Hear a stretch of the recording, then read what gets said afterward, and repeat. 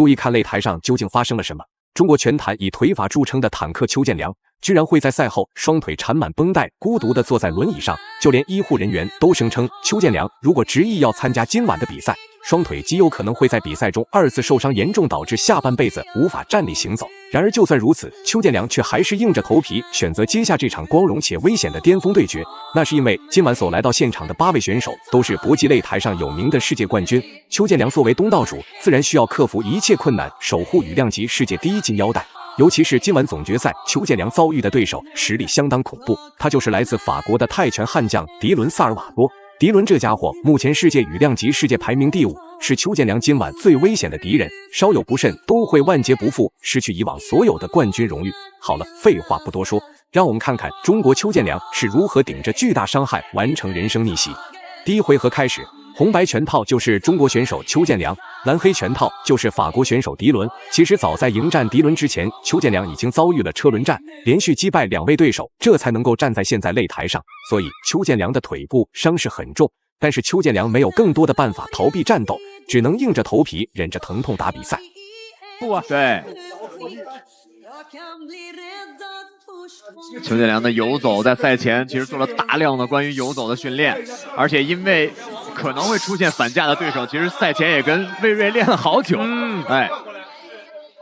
果然是碰见了反架的这个迪伦·萨尔瓦多。对，萨尔瓦多啊，现在比赛的这个他的风格就是不停的往前压。邱建良拉踹，高扫漂亮，左手的3连击接右腿的挂踢。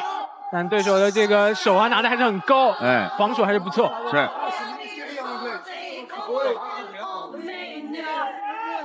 现在依旧是压得很死，好的顶膝，跳踢。当然，迪伦这家伙也比较讲武德，知道邱建良伤势很重，也没有趁人之危，反而是选择了与邱建良正面拼拳换脚，并不打算在首回合实施猛攻压制邱建良。毕竟羽量级的高手之间都是惺惺相惜，特别欣赏，唯有凭借自身的实力征服对手，才算真正的胜利，否则只会被拳迷粉丝指责不讲武德。好的，很准。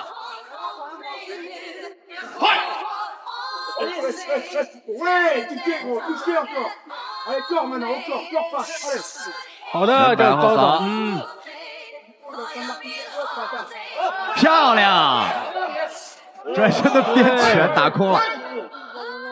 刚才这个动作很漂亮啊，转身边拳又被防住了，转身的后蹬，邱建良就要爆发了，进攻的密度啊打出来了，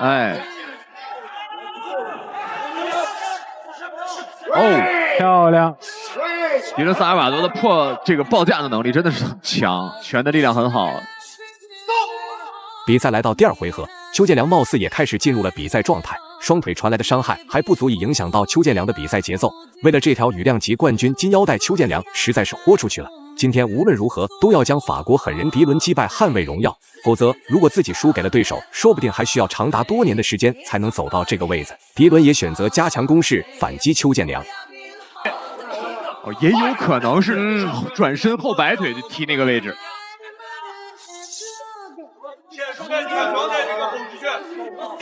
后手漂亮。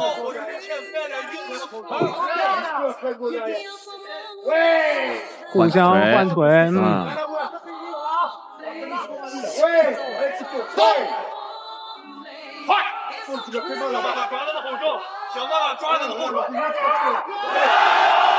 后手漂亮。哇，焦学志教练话音未落啊，抓他一个后手。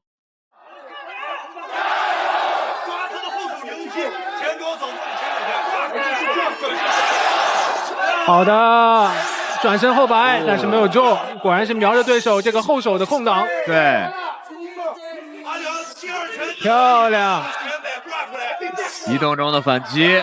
台下不少拳迷粉丝眼神担忧，生怕邱建良会因为承受不住而跌落神坛。毕竟迪伦这家伙1回合的隐忍只是对邱建良的尊重，但是2回合下来，迪伦肯定不会在手下留情，还在极力的寻找机会将邱建良 KO 拿下胜利。邱建良此时也不得不有意跟迪伦拉开安全距离，试探争夺比分。接线的环绕移动，踢到裆了。没问题，但是撤的时候挂上前摆就行，或者挂上前高，撤的时候直接挂前摆，对，不要好的，后手前后扫踢，扫踢，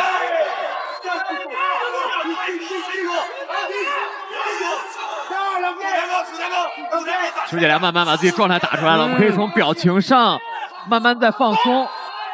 比赛来到第3回合，迪伦这家伙越打越凶，全然不顾防守，就是为了要让邱建良倒地不起，还打算施展内围缠抱将拖垮邱建良的体力消耗。邱建良也明白是时候发起猛攻了，如果再保持以往的谨慎打法，只会被压制的喘不过气。与其这样，不如主动出击，告诉对手中国坦克可不是好欺负的。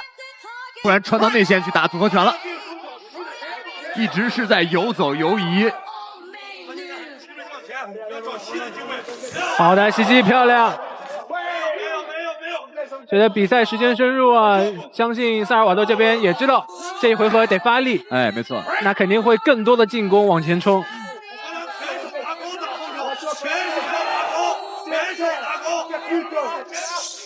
漂亮！这个闪身之后啊，连续的后手，力度虽然不大，转身后摆，后手漂亮。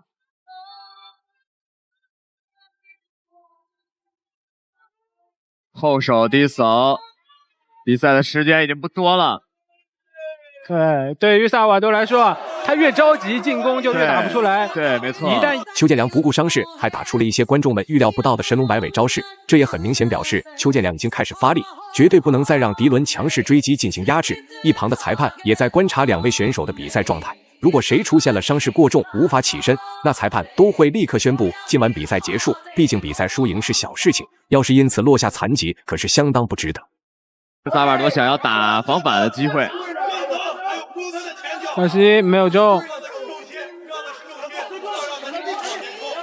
后手这个带摔。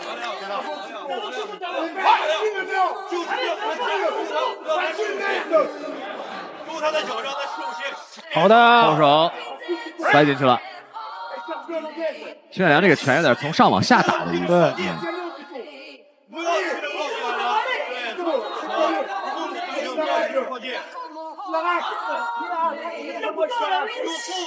好的，又一个。对，现在邱建良啊，打的时候是有点先引诱，逗对手，然后让对手着急以后啊，设个套。对，10秒钟，萨瓦多这边啊，进攻是无处施展。哇，这个摔过了，这个是爆摔了。最后公布比赛结果，裁判评审一致判定邱建良通过比分拿下最终胜利。大家认为邱建良本场比赛表现如何呢？欢迎在评论区留言讨论，我们下期再见。